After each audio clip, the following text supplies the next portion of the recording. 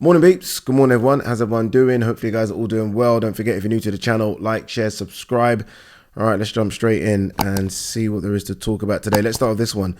Showtime's Stephen Espinoza. CANELO-CHARLO will generate PBC's third 20 million gate in 6 months. That's big. That's very big. Obviously the first two were Garcia Tank and Spence Crawford. Look, it shows the Canelo business is still big business. There were some, including myself, that were like, what's going on? This fight seems like it's going under the radar. Tickets were still available, but obviously not. Canelo has done another 20 million gate. I think he did one for Golovkin 2, and I think for Golovkin 1 as well. It's a weird flex though, this. I've started noticing that Espinoza has recently started doing this, talking about how much money they've made on the gate. Dana White always does it, and it's a flex that I don't really like, because ultimately what it means, I mean, it's not like they're putting more seats in the T-Mobile Arena, right? The capacity is the capacity. So ultimately what it means is that you're just putting the ticket prices up to the point where you're pricing out the average boxing fan. That's what it means. It's something we don't really do over here. Like, what we do over here is we say, okay, the venue's sold out. Eddie never really says anything, or at least I can't remember, or Frank, about the gate. I've never really heard it. And look, our gates are not like those kind of gates. So maybe it's a flex that there's no point doing. But we say a venue sold out because ultimately what you still want to do is get the working class people in the venue. And I mean, by saying there's a 20 million gate, I mean, what's the average ticket price? Even in the bleachers, what are the ticket prices? I remember people started talking about this when they saw the ticket prices for Spence Crawford, which again, done over a 20 million gate. And people were complaining, and I think Espinoza said, you know, this is like a tier 1 sport, you know, it has to be priced that way. Maybe so, but yeah, I just think it's a flex that I don't really like, because again, the people that watch all these events, so go to the small hall shows and support boxing at that level, and go to kind of the mid-tier shows at that level, can no way ever afford to go to these shows, because again, the ticket prices are so big, because Espinoza and Dana White like flexing about the amount of money they've made on the gate. Doesn't really sit well with me. But look, again, the Canelo business is big business. Javonte Davis closes the curtain on his 2023, looks to make early return next year. I saw him tweet this. I think someone, a fan or someone anyway, asked him, do they need to save up to go to Vegas this year? And Javonte Davis basically said, no, you don't need to. I'm coming back next year. I feel like we do forget that he's had 2 fights this year. So 3 fights was always going to be like far reached, because fighters just don't fight 3 times a year. It's very rare, right? The top fighters. He fought, remember, Hector Luis Garcia, stopped him in the 8th round, I think it was. Was it a broken orbital or broken cheekbone or something? Stopped him, and then obviously had that big fight against Ryan Garcia. So look, at least he's had 2 fights this year, which that's actually quite rare nowadays. I mean, not everyone does 2, so at least he's had 2 fights. He did go to jail, didn't he, for a period. So look, I just look forward to seeing him back early next year. There was a lot of talk about Isaac Cruz. Isaac Cruz fought on the undercard of Spence Crawford, and there was a lot of talk recently about Frank Martin. And the real reason that Frank Martin pulled out of the Shakur Stevenson fight was because he was getting more money to fight Tank. But again, I don't know. Looks like that isn't happening. Jay Opetaia, Jordan Thompson, tense face-to-face at media workouts. Yeah, that's the reason. A lot of you have asked me, why am I not going to CANELO-CHARLO? That's the reason, because I'm presenting this show. Jay Opetaia, considered the #1 cruiserweight on the planet, the IBF champion, ring recognized #1 as well, obviously coming off that win against Maris Bradis, which feels like a long time ago. He's had so many different setbacks, Jay Opetaia.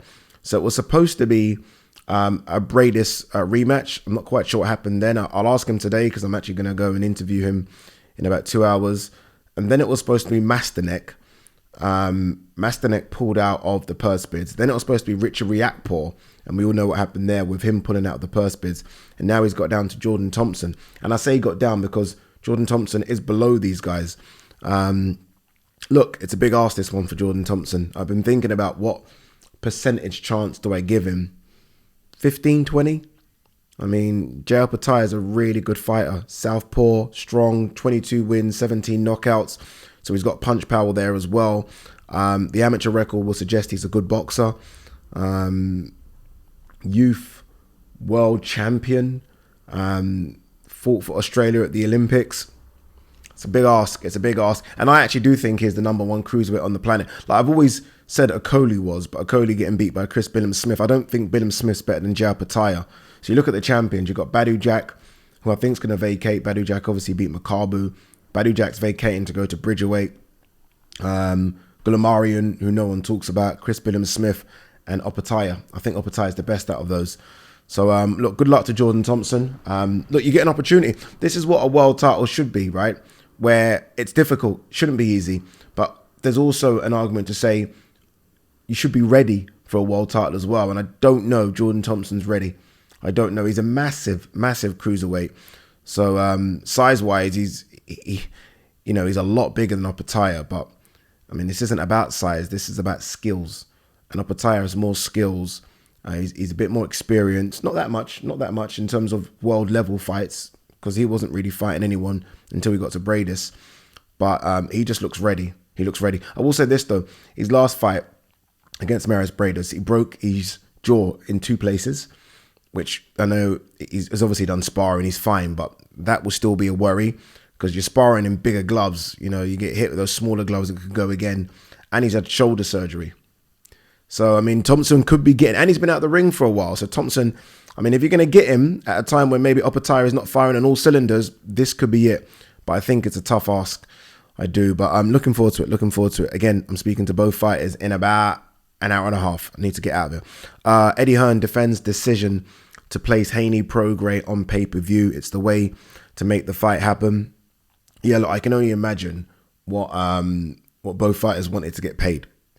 I mean, Haney right now is going to want to get paid sort of, big 7 figures.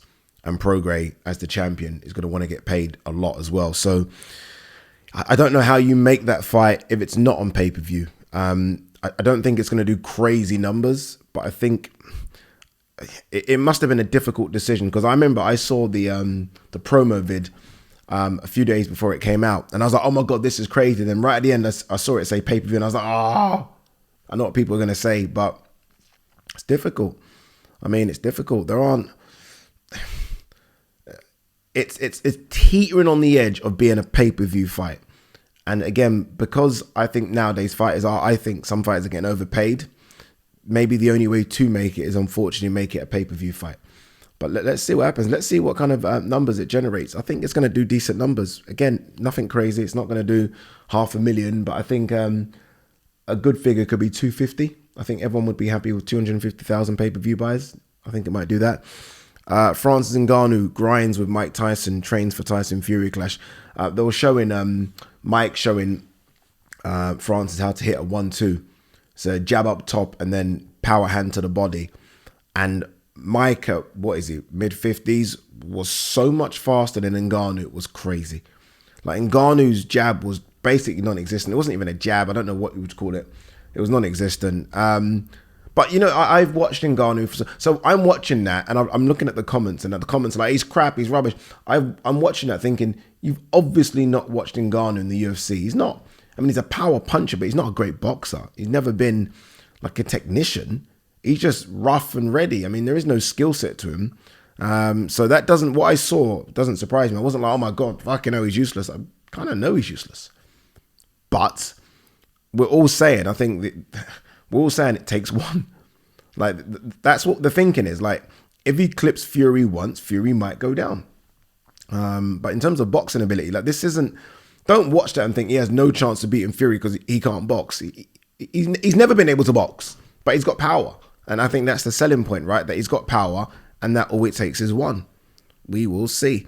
Jermell Charlo rejects old school training mentality. My family don't get put on hold. Okay, yeah, I saw this. I saw this in their All Access, which I thought was quite good as well. And Jermell's basically just staying around his family. It's not like one of those where he goes to Big Bear and locks himself away and doesn't see his family. He trains and sees his family every day. And I think there's an argument for both. I like the idea. Some people say you need to get into that killer mindset and be away from everyone. And I get that as well. But if you can still put up the performances, and he clearly can, when he's got his family, his wife, and 3 kids around him, then so be it. So be it. I've not been impressed with Charlo's I need to word this correctly. Like, I thought when this fight was announced, Charlo is very aggressive, like very, always seems to be angry. More Jermell than Jamal, right? So I thought when this fight was announced that Jermell was going to go for Canelo's throat, like literally be as aggressive. And it's almost like he's been a bit too nice to Canelo. And maybe that's just, maybe that plays no part. Like, you know, when people talk about, oh, the stare down, who stared away, maybe. But I just wanted a bit more aggression from Charlo. And I think Canelo needs it as well. Like, Canelo's the one that trying to be aggressive. I think Canelo almost needs to have someone in front of him that he wants to kill. And right now, it's all a bit too softly. And I thought Charlo would have brought that to the ring. But no, doesn't seem so. All right, what else is there to talk about? What's this? Josh Taylor says he's still the best at 140. Picks are too young, too fast, too sharp. Haney to beat Prograis. Well, Josh isn't the best at 140 because he got beat by a 140 guy. That's kind of how it works. It wasn't like he was injured going in or he lost the fight because of blah, blah, blah. Controversial decision. He got beat by Tio. So Tio's the best at 140. Prograis is the second best. Josh is still there. Josh is a good fighter. It's weird, by the way, how much Josh's stock has dropped since that Cattrall loss, win, whatever you want to class it as. It's crazy, isn't it? It's crazy. Like, he was fucking right up there. He was so far up there. People were talking about, including myself, him going up to 147 and jumping the queue and fighting Spencer Crawford. Now it's almost like, it's not Josh who, but it's like, whoa. Like, Josh now desperately, I think, needs the Cattrall fight. Like, I'd be shocked if Josh isn't ringside for Cattrall Linares because he needs that. He needs a fight. He needs that get back. Yeah. All right. Anything else? Well, you know what? There is other stuff, but I've got to go, people. I have got to go because I have got to go and interview fighters, and without me, the show doesn't go on.